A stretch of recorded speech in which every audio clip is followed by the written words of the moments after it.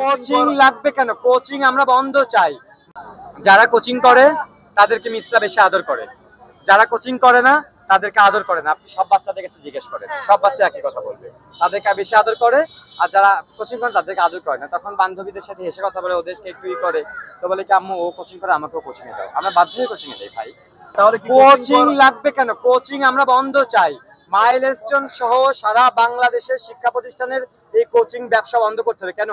High court থেকে অনেক আগে বোধহয় আদেশ ছিল, আমি এখন বলতে চাই না, মনে হয় আদেশ ছিল এরকম একটা কিছু, যে কোচিং করানো যাবে না, কোচিং ব্যবসা করানো যাবে না, কোচিং ব্যবসা বন্ধ করতে হবে। এটা নিয়ে তো বাংলাদেশে একবার যুদ্ধ হয়ে গেছে না?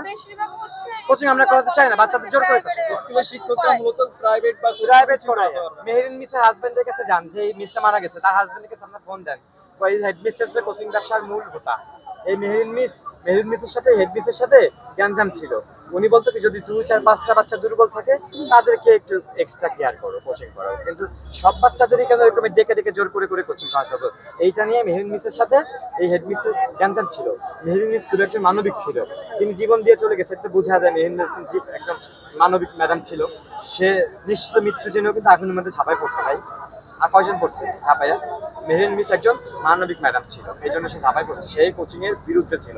আপনি মেহেরিন মিসের হাজবেন্ডের যান, বলছি এই মিস হচ্ছে ব্যবসা করে, উনি পার্সেন্টেজ নিয়ে ঢাকা শহরে 3টা ফ্ল্যাট কিনছে, উনি বেতন পায় 40,000 টাকা, 3টা ফ্ল্যাট করতে কিনলো।